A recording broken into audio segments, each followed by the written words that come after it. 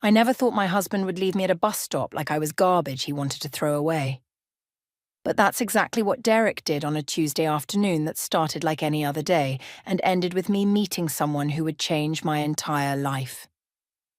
That morning, I woke up to Derek slamming drawers in our bedroom. I could feel the anger radiating off him before he even said a word. I'd been married to him for 5 years, and I'd learned to recognize the signs. The tight jaw, the heavy footsteps, the way he wouldn't look at me directly. "Olivia, we need to talk," he said, his voice cold and sharp. I sat up in bed, my heart already starting to race. "What's wrong?" He threw a piece of paper at me. It fluttered onto the blanket. I picked it up and saw it was our credit card statement. "Care to explain this?" Derek asked, crossing his arms. I looked at the charges. Groceries from 3 days ago. A birthday gift for my mother who was recovering from surgery. Gas for my car. Nothing unusual. Nothing extravagant. "I don't understand," I said softly. "These are normal expenses. We talked about getting something nice for my mom since she's been so sick." "Normal?" Derek's voice rose. "You spent $80 on a gift when we're trying to save money. And look at this grocery bill. $140? What did you buy? Gold-plated vegetables?" I felt my cheeks flush. "Derek, that's groceries for 2 weeks. I used coupons.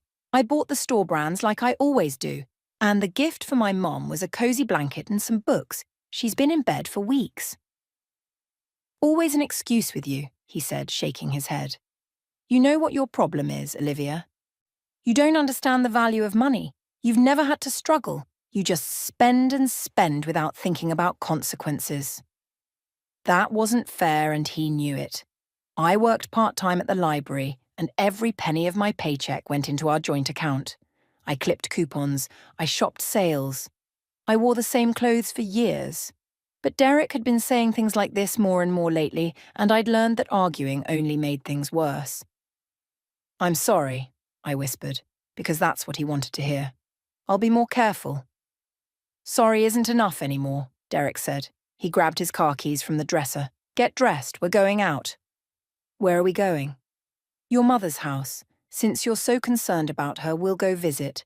But first, you're going to learn a lesson about responsibility." I should have known something was wrong. Derek never volunteered to visit my mother.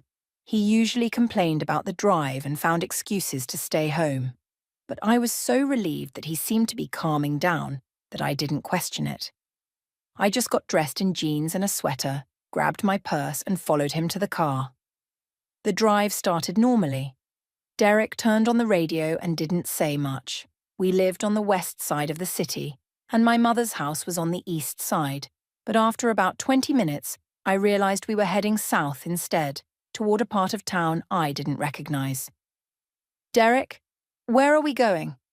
"This isn't the way to my mum's house." "I know," he said simply. "Then where?" "You'll see." My stomach started to feel tight and uncomfortable. Something was wrong. The buildings around us were getting more run down. The streets were emptier. We passed abandoned warehouses and empty lots full of weeds. Finally, Derek pulled over at a bus stop on a deserted street corner. There was nothing around except old buildings with boarded-up windows and a liquor store with bars on the windows across the street. "Get out," Derek said. "What? Why?" "Get out of the car, Olivia." "Derek, please, what's going on? You're scaring me." He reached across me and opened my door. "You need to learn how to manage without constantly depending on me and my money. Since you can't seem to understand the value of $1, you're going to figure out how to get home by yourself. Maybe then you'll appreciate what you have." "What?" "No, Derek, please." "I don't even know where we are." He grabbed my purse from my lap and started rifling through it. He took out my wallet, which had my credit cards, my debit card, and the $32 in cash I'd been saving. He even took my phone from my jacket pocket. "Derek, no! How am I supposed to get home? How am I supposed to call anyone?" "That's your problem to solve," he said. "Consider this a lesson in resourcefulness. When you figure out how to get home and you're ready to apologize properly and commit to being more responsible with money, then we'll talk." "Please don't do this," I begged. Tears were starting to stream down my face. "I'm sorry, I'll do better, I promise. You should have thought about that before you wasted our money. Now get out!" I couldn't believe this was happening. This was my husband, the man who promised to love and protect me. And he was leaving me in a strange part of the city with no money, no phone, and no way to get home. "Derek, get out, or I'll drive away with the door open." My hands were shaking as I climbed out of the car. The moment my feet hit the pavement, Derek slammed the door shut and drove away. I stood there watching his car disappear around the corner, unable to move, unable to think. I was alone. I walked over to the bus stop bench and sat down. My legs felt like they might give out. I looked around, hoping to see someone who might help, but the street was empty. A bus drove past, but I couldn't get on it. I had no money for fare. Hours passed. The sun moved across the sky. I watched buses come and go. Some stopped and the drivers looked at me questioningly, but when I shook my head, they drove on. I thought about walking, but I didn't know which direction to go. I didn't recognize anything around me, and I was afraid of getting even more lost. My throat was dry. My head ached. I couldn't stop crying, even though I tried to hold the tears back. How had my life come to this? How had I ended up sitting at a bus stop in a dangerous neighborhood, abandoned by the person who was supposed to love me most? The afternoon shadows grew longer. The air got cooler. I wrapped my arms around myself and wondered what I was going to do. Would I have to spend the night here? What if something bad happened? What if Derek never came back? That's when I heard the tap of a cane on the sidewalk. I looked up and saw an elderly woman walking slowly toward the bus stop. She wore dark sunglasses and carried a white cane that she swept back and forth in front of her. She was blind. She reached the bench and carefully sat down beside me, leaving a polite distance between us. For a moment, neither of us spoke. Then she turned her head slightly in my direction. "You've been crying for quite some time, dear," she said gently. "Would you like to tell me what's wrong?" I wiped my eyes quickly, embarrassed that this stranger had heard me crying. I didn't want to burden her with my problems, especially since she was blind and probably had her own difficulties to deal with. "I'm okay," I said, but my voice cracked on the words. The woman smiled softly. "My eyes don't work, dear, but my ears work perfectly well. And I can hear in your voice that you're very far from okay." Something about her kind tone broke through the wall I'd been trying to build around my emotions. Maybe it was because she was a stranger and I'd never see her again. Maybe it was because I'd been holding everything inside for so long, or maybe it was simply because she was the first person in hours who had spoken to me with genuine kindness. "My husband left me here," I said quietly. "He took my money and my phone and just drove away." The woman's expression changed. Her mouth pressed into a thin line. "Left you here? At this bus stop? Deliberately?" "Yes." The word came out as barely a whisper. Why on earth would he do such a thing? So I told her. I told her about the credit card statement, about Derek's anger over normal grocery expenses, and my mother's birthday gift, about how he said I needed to learn a lesson about responsibility. Once I started talking, I couldn't stop. I told her about how Derek had been treating me for months, maybe years, how he made me feel small and stupid, how he controlled our money even though I contributed to it, how he blamed me for everything that went wrong in his life. The woman listened without interrupting. She nodded occasionally, and I could see her jaw tightening with each detail I shared. "How long have you been married to this man?" she asked when I finally fell silent. 5 years. "And has he always treated you this way?" I thought about it. No. He was different when we first met. Charming, attentive. But it changed gradually after we got married. At first, I thought I was being too sensitive. He'd apologize after saying something hurtful and tell me he was just stressed about work. But lately the apologies stopped coming. And today he abandoned you in one of the most dangerous parts of the city with no way to protect yourself or get home. Hearing her say it out loud made it sound even worse. Yes, The woman was quiet for a moment, then she turned toward me more fully. "What's your name, dear?" "Olivia. Olivia Henderson." "It's nice to meet you, Olivia. My name is Catherine Wilmington." The name meant nothing to me at first. I was too upset and exhausted to think clearly.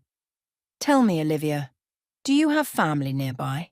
Friends you can call once you get access to a phone?" "My mother lives across town, but she's recovering from surgery. I don't want to worry her." "And my friends?" I trailed off. Derek had gradually pushed most of my friends away over the years, claiming they were bad influences or that they took up too much of my time. "I don't really have many close friends anymore." Catherine nodded slowly, as if this confirmed something she'd suspected.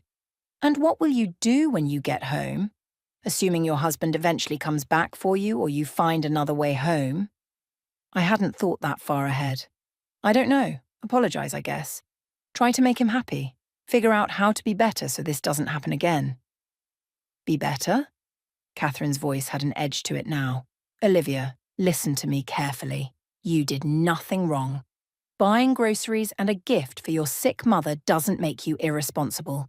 It makes you a normal person with normal expenses. What your husband did today is called abuse." The word hit me like a slap. "No, he's not. He doesn't hit me or anything like that." "Abuse isn't only physical, dear. Taking away your resources, isolating you from friends, making you doubt your own judgment, punishing you for normal behavior, these are all forms of control and manipulation. And abandoning you in a dangerous place to teach you a lesson is absolutely abuse."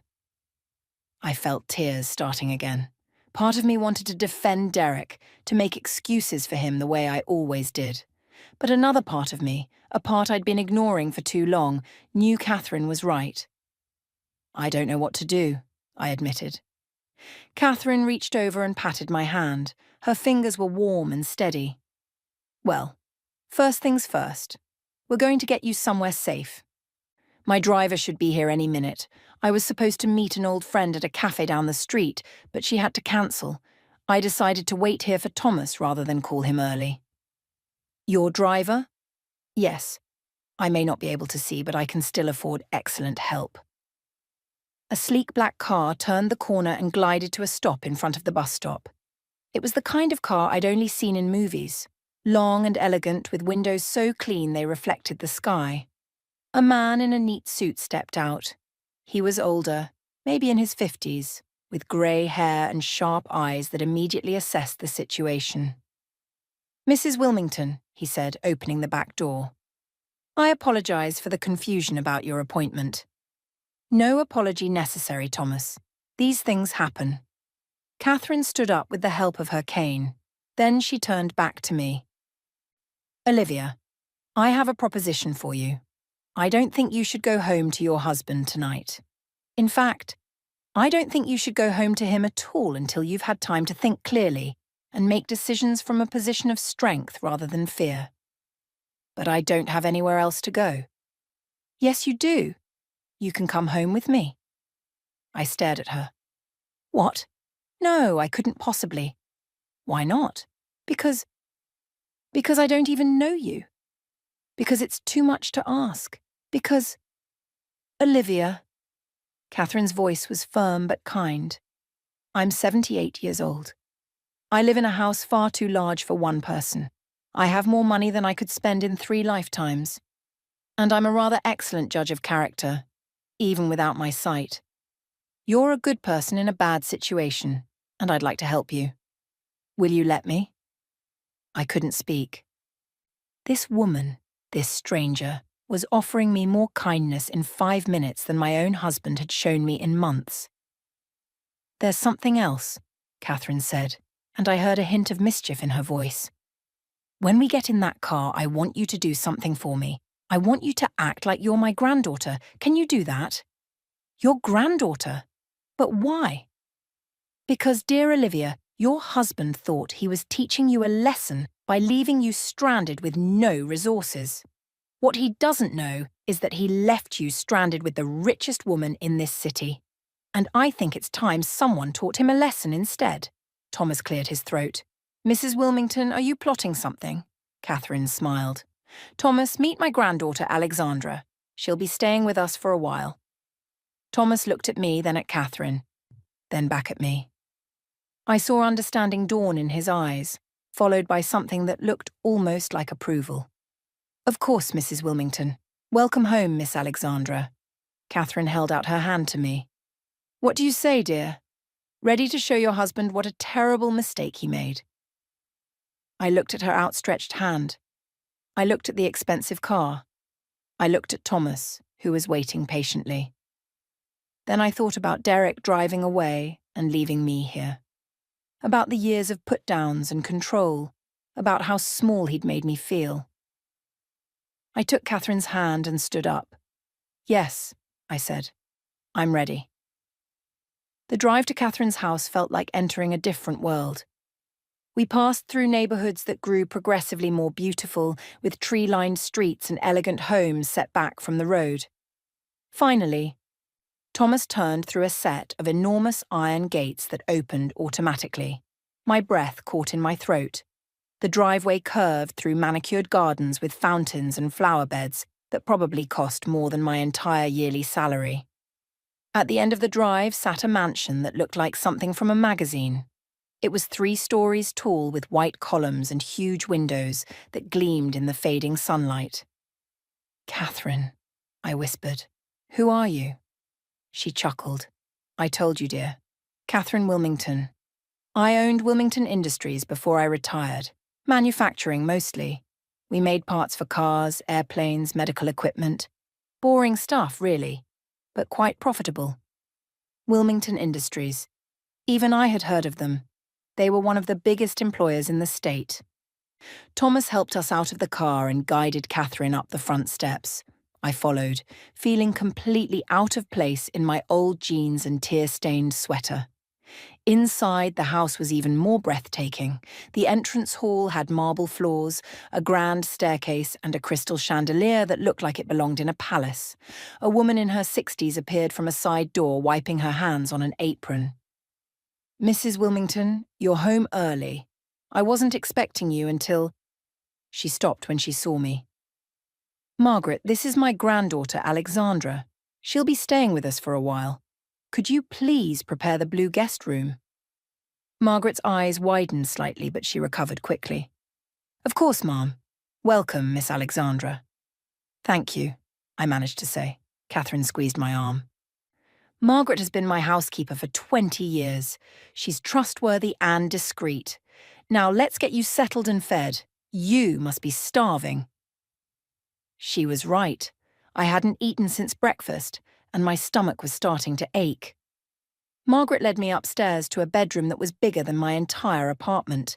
It had a 4-poster bed, a sitting area with a couch and chairs, and French doors that opened onto a balcony overlooking the gardens. There are clothes in the closet that should fit you, Margaret said. Mrs. Wilmington keeps sizes for all her guests. Bathroom is through that door. Take your time freshening up and come down to the dining room when you're ready. After she left, I stood in the middle of the room, afraid to touch anything. This didn't feel real. Just hours ago, I'd been abandoned at a bus stop, and now I was in a mansion being treated like royalty. I used the bathroom, which had heated floors and a shower big enough for 3 people. I didn't change clothes yet because I still felt like an imposter. Instead, I washed my face, fixed my hair as best I could, and headed downstairs. I found Catherine in a cozy dining room that was smaller than the formal one I'd glimpsed earlier. She was already seated at the table, and Thomas was placing dishes of food in front of her. "Ah, there you are," Catherine said as I entered. "Please sit. You must be famished." The meal was simple but delicious. Roasted chicken, vegetables, fresh bread. I ate slowly at first, trying to remember my manners, but Catherine encouraged me to eat as much as I wanted. "Now then," Catherine said after we'd both had some food. "We need to talk about your situation seriously. I meant what I said earlier about your husband's behaviour being abusive. Have you thought about what you want to do?" I set down my fork. I don't know. Part of me thinks I should just go home and try to fix things. But another part... I trailed off. "Another part knows you deserve better," Catherine finished. Olivia, may I tell you something about myself? Of course. 10 years ago, I lost my sight in a car accident. It wasn't anyone's fault, just bad luck and bad weather. Afterward, many people treated me differently. Business partners assumed I couldn't run my company anymore. Some friends stopped calling because they didn't know how to act around me. A few people even tried to take advantage of me, thinking I'd become helpless. She paused to take a sip of water. But I learned something important during that time. My worth had nothing to do with what others thought of me or what I could or couldn't do. My worth was inherent. It existed simply because I existed. And the same is true for you. Tears pricked my eyes again. Derek made me feel like everything was my fault, like I was the problem. That's what people like him do. They tear you down to build themselves up. But here's what I want you to understand. You have options. You don't have to go back to him. Not today, not tomorrow, not ever, unless you truly want to.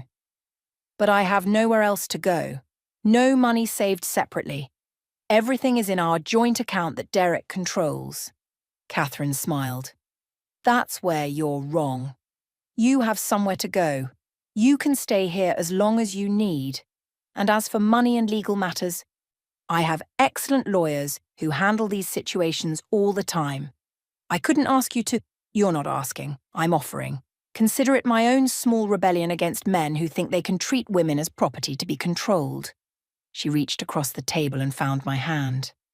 I never had children of my own. No grandchildren. And I've always wondered what it would be like to help a young woman find her strength. Will you let me help you, Olivia? Not as charity, but as someone who sees potential in you that you've forgotten exists. I thought about Derek, about the years of feeling small and worthless, about sitting at that bus stop, abandoned and afraid. Then I thought about Catherine's words, about worth being inherent, about having options. Yes, I said, I want your help. But Catherine, what about Derek? When he realizes I'm not coming home, he'll panic, Catherine said with satisfaction. And that's exactly what we want. Let him worry. Let him wonder. And while he's doing that, we'll be preparing. Because in a few days, we're going to show your husband exactly what kind of woman he threw away. The next 5 days passed like a dream I was afraid to wake up from. Catherine kept her word about everything. The morning after I arrived, she had me meet with her personal lawyer, a sharp woman named Patricia who specialized in family law. Patricia listened to my story without judgment, taking notes on a yellow legal pad. When I finished, she looked at me with kind but serious eyes. Olivia, what your husband did constitutes abandonment and financial abuse. We can use this if you decide to file for divorce. But first, I need to ask, is that what you want? The word divorce felt heavy in my mouth. I'd grown up believing marriage was forever, that you worked through problems no matter what. But I also remembered sitting at that bus stop, terrified and alone, put there by the man who promised to love me. I think so, I said, but I'm scared. That's completely normal, Patricia said. Here's what I suggest. Take some time to think about it. Meanwhile, I'll start gathering documentation. Bank records, credit card statements, anything that shows the financial situation. Can you access your joint accounts online? I nodded. Derek had never hidden the passwords from me. He'd just made me afraid to look at them without his permission. Over the next few days, Patricia and her team worked quietly in the background. They discovered things that made my stomach turn. Derek had been withdrawing money from our savings account for months, money I'd contributed from my library paychecks, and I had no idea where it had gone. He'd also opened a credit card in just his name and run up thousands of dollars in charges at expensive restaurants and hotels. He's been taking someone else to these places, Patricia said gently, showing me the statements. The charges are always for 2 people, and they're on days when he told you he was working late. I felt numb looking at the evidence. Part of me had suspected, but seeing it in black and white made it real. Catherine also introduced me to her financial advisor and a therapist named Dr. Chen, who specialized in helping people recover from controlling relationships. Doctors say, Chen helped me understand that what I'd experienced wasn't normal marriage problems. It was a pattern of deliberate manipulation. But Catherine didn't just focus on the serious matters. She also made sure I had moments of joy. We had long conversations in her garden where she told me stories about building her business from nothing. She taught me that losing her sight had actually made her see people more clearly, because she had to rely on their words and actions rather than appearances.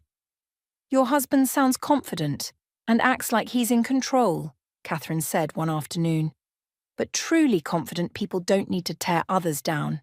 They lift people up. Margaret, the housekeeper, treated me like family. She made my favourite foods and left little notes of encouragement on my breakfast tray.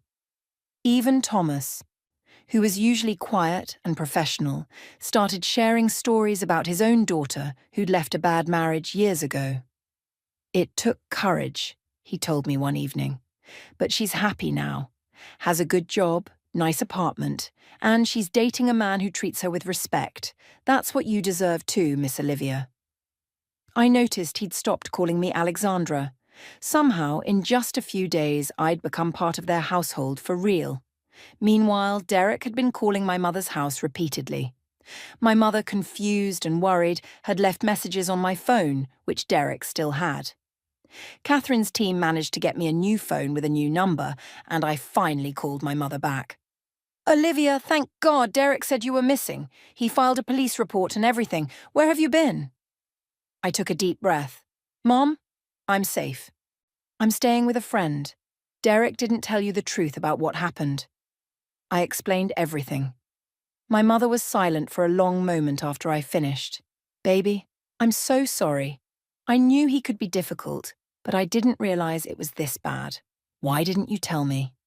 Because he made me feel like I was the problem, like I was overreacting or being too sensitive. You come stay with me, my mother said immediately. I don't care if I'm recovering from surgery. You're my daughter. Actually, Mom, I'm in a good place right now. I have help. Real help. But I need you to do something for me. If Derek calls again, tell him you heard from me and that I'm safe, but don't tell him where I am. Can you do that? She agreed, though I could hear the worry in her voice. On the 5th day, Catherine announced it was time for the next phase of her plan. There's a charity gala this Saturday night, she said over breakfast. It's for the Children's Hospital, and it's the biggest social event of the season. Everyone who's anyone will be there. That sounds nice, I said, not understanding why she was telling me this. Derek's car dealership is one of the sponsors, Catherine continued, which means Derek will definitely be there. Probably with his boss. That Brenda woman Patricia found out about. My heart started pounding. You want me to go? Catherine, I can't. I'm not ready to see him. I think you are, she said gently, but not as Derek's meek little wife who he can intimidate. You're going to attend as my granddaughter and heir. We're going to show him, and everyone else in that room, exactly what kind of woman he abandoned at a bus stop. I don't have anything to wear to something like that. I don't even know how to act at a fancy gala. Catherine smiled. Leave those details to me. Margaret has already arranged for a stylist to come tomorrow. And as for how to act, just be yourself. The real you, not the small version Derek tried to create. Trust me, dear. You're going to shine. That night, lying in the comfortable bed in the blue guest room, I thought about the gala. I was terrified, but I was also something else, something I hadn't felt in years. I was angry, and I was ready to stop hiding. Saturday evening arrived faster than I expected. The stylist Catherine hired spent 3 hours transforming me. My hair was swept up in an elegant style with soft curls framing my face. My makeup was perfect but natural, highlighting features I'd forgotten I had. And the dress, a deep emerald green gown that flowed like water, made me look like someone I barely recognized in the mirror. You look beautiful, dear, Catherine said when I came downstairs. She wore a stunning silver gown, and despite her blindness, she carried herself with absolute confidence. I'm terrified, I admitted. Good. That means you care. But remember, you're not going there to win Derek back. You're going to show him what he lost. There's a difference. Thomas drove us to the hotel where the gala was being held. As we pulled up to the entrance, I saw photographers and elegant people in expensive clothes walking up the red carpet. I can't do this, I whispered. Catherine took my arm firmly. Yes, you can. Thomas will guide us both. Keep your head high. You belong here just as much as anyone else.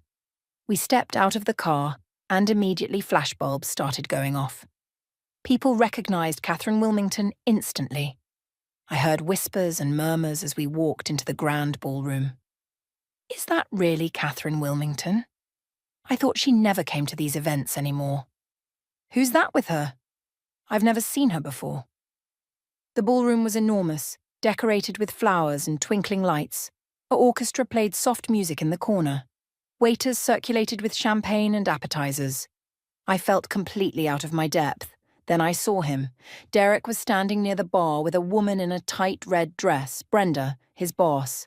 He was laughing at something she said, looking completely relaxed and happy. Not like a man whose wife had been missing for almost a week. Not like someone who cared at all. Something cold settled in my chest.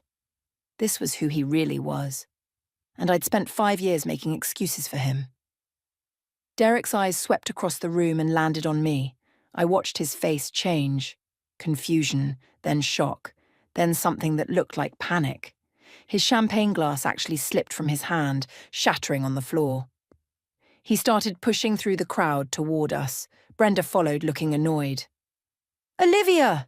Derek's voice was too loud. People turned to look. Where the hell have you been? I've been worried sick. I filed a police report. Catherine stepped slightly in front of me, her voice calm but carrying across the room. Excuse me, young man, but that's quite a tone to take with my granddaughter. Derek blinked. Your granddaughter? What are you talking about? Olivia, what's going on? You must be the husband, Catherine said, and there was ice in her voice now. The one who abandoned dear Alexandra at a bus stop in the worst part of town with no money and no phone. Tell me, is that how you normally treat your wife? The people around us had stopped talking. Everyone was listening now. Derek's face went red. That's not... It was a misunderstanding.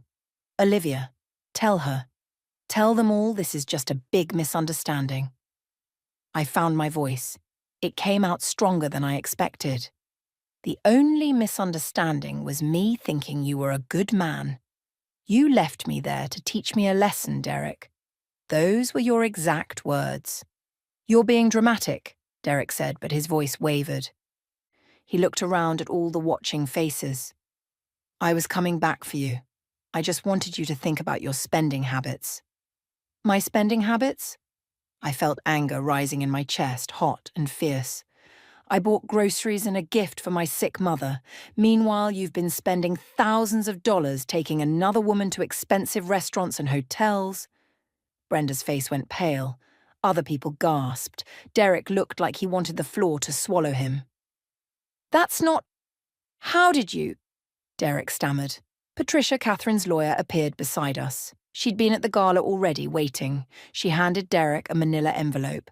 This contains documentation of financial misconduct, including withdrawals from joint accounts without your wife's knowledge, and evidence of infidelity. Mrs. Henderson has secured legal representation. Any further contact should go through her attorney. Derek stared at the envelope like it might bite him. Brenda stepped away from him, her expression disgusted. Derek, you told me you were separated, Brenda hissed. You said she left you. This is completely unacceptable. We'll discuss your employment status on Monday. She walked away, and several other people from Derek's dealership followed her, shaking their heads. Derek turned back to me, his expression desperate now. Olivia, please, we can work this out. I made mistakes, but we can fix this. Don't throw away 5 years of marriage. I looked at him, really looked at him. I saw the manipulation in his eyes, the calculation. He wasn't sorry for what he'd done. He was sorry he'd been caught. Sorry he was being humiliated in front of important people. You threw away our marriage when you left me at that bus stop, I said quietly. You threw it away every time you made me feel worthless, every time you controlled our money, every time you chose her over me. I'm done, Derek. You'll be hearing from my lawyer about the divorce. You can't afford a divorce. You have nothing without me. Catherine laughed, a sound that was both elegant and cutting. Young man, I have 17 lawyers on retainer. Olivia will have the best representation money can buy. Now, I suggest you leave before security escorts you out. Derek looked around at all the disapproving faces, at the people who'd witnessed his humiliation. Then he turned and practically ran from the ballroom. The orchestra started playing again. Conversations resumed, but several people came up to introduce themselves to me, to shake Catherine's hand, to tell me how brave I was. Later that night, back at the mansion, I sat with Catherine in her study. How do you feel? She asked. Lighter, I said, surprised by my own answer, like I've been carrying something heavy for years and finally put it down. That's exactly right. Now, we have practical matters to discuss. Patricia will handle the divorce proceedings.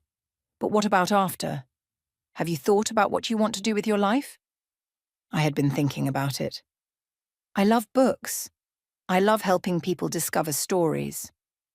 At the library, I always enjoyed working with the literacy programs, helping adults learn to read. Catherine smiled. Interesting you should mention that.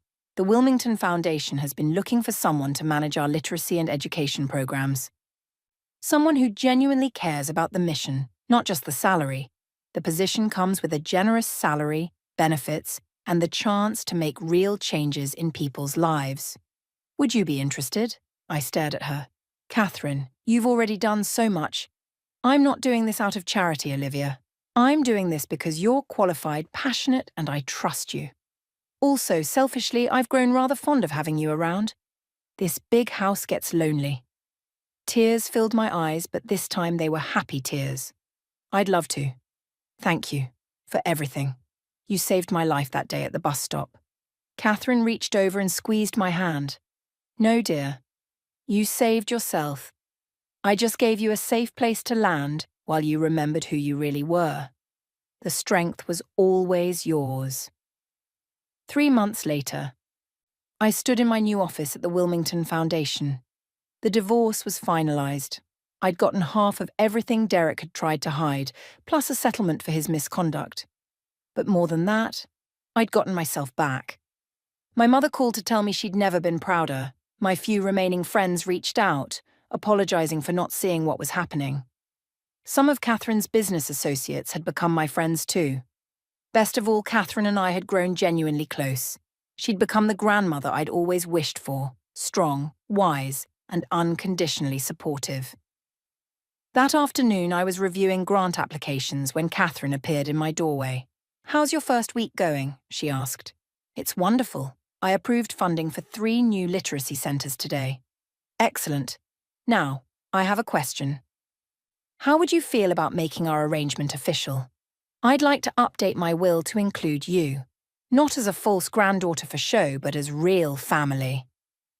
I crossed the room and hugged her tight. I'd be honored. You're already family to me. As I drove home that evening to my own apartment that I'd rented with my new salary, I passed a bus stop. A woman sat there alone, looking tired and sad. I pulled over. Excuse me, I said through the window. Do you need help getting somewhere? The woman looked up, surprised. I'm just waiting for the bus. I'm heading downtown. I'd be happy to give you a ride if you'd like. She hesitated, then smiled gratefully and got in. As we drove, she told me she'd just left her boyfriend who'd been treating her badly. She was scared but determined to start over. I gave her my card for the Wilmington Foundation. We have programs that help women in transition. Job training, financial literacy, legal resources. Call this number on Monday. We'll help you. She looked at the card with tears in her eyes. Why are you being so kind to a stranger? I thought about that terrible Tuesday afternoon, about Catherine's words, about finding strength I didn't know I had.